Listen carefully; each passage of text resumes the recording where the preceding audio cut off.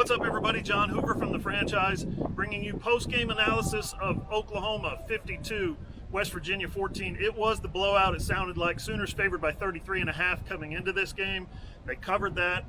It was as bad as the score. A couple of things I wanted to get to.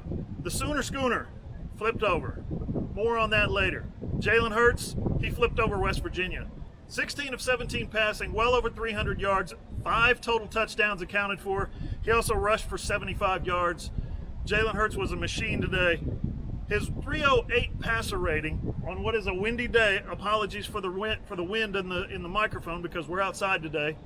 On a windy day, he goes out and hits 16 out of 17. His passer rating was 308, which is the second highest in school history, behind a ridiculous 348 that Kyler Murray put up against Baylor last year. You also saw touchdowns from Jeremiah Hall, Charleston Rambo, Kennedy Brooks, Lee Morris, and Austin Stogner scored his first career touchdown for Oklahoma.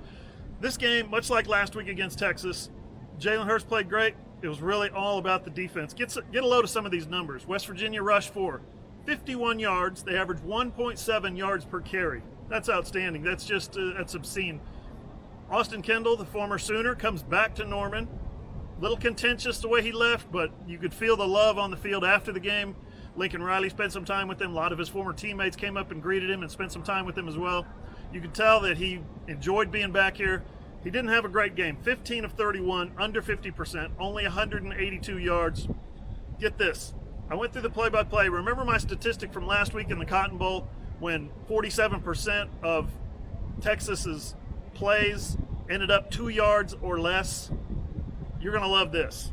43 of West Virginia's 64 plays, that's 67%. 2 out of every 3 plays were 2 yards or less for the West Virginia offense. Just outstanding defense by Oklahoma, gang tackling. They played again with passion. They played with fire. They played with aggression, and as much as anything, they played with precision. Of those 43 plays that went 2 yards or less, 32 ended up either negative yardage or no gain. Basically half of their plays, basically 32 of their 64 plays ended up 0 yards or negative yards. That's how good Oklahoma's defense is playing right now. And I'm telling you, West Virginia came into this thing no threat of running the football. They were 124th in the country in rushing yards per game at 94 rushing yards per game. They were 124th in the country in yards per carry. Okay, rushing the football, 124th at 3.1 yards per carry. They got half of those totals today against Oklahoma. As bad as those are, they only got half of those today. So this Oklahoma defense, Kenneth Murray, Buki Radley-Hiles, Neville Gallimore, all those guys talked specifically about winning a national championship this year. They almost framed it in a national championship or bust kind of setting. And I'm telling you, OU looks the part. There's no doubt in my mind.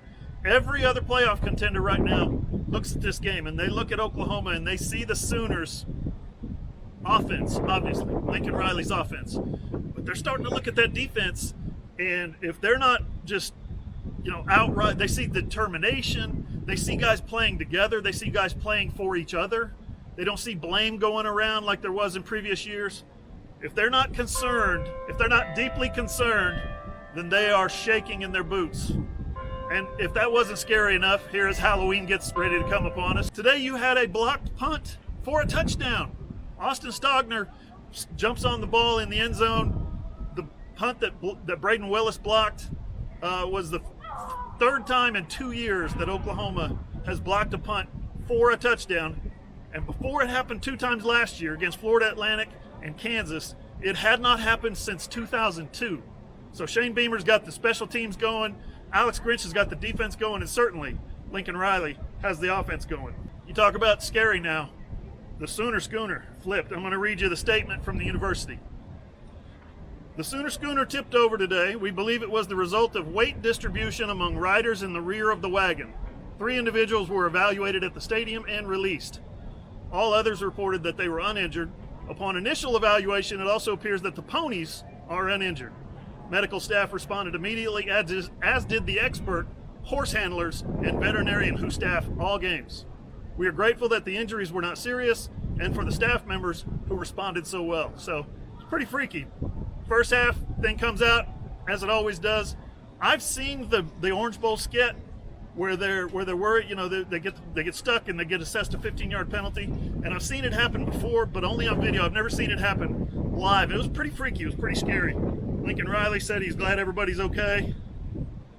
Kenneth Murray kind of laughed about it and said he's glad everybody's okay, but that's something surely that you can laugh about at some point. Next week, Sooners play Kansas State. You can expect, with Wisconsin losing today, you can expect Oklahoma to move up in the rankings from number 5. What matters, though, is the college football playoff rankings that are going to come out in a couple of weeks. Actually, I'm wrong. Those don't matter. The ones that do matter come out December 8th after the championship games. Thanks for watching. See you guys.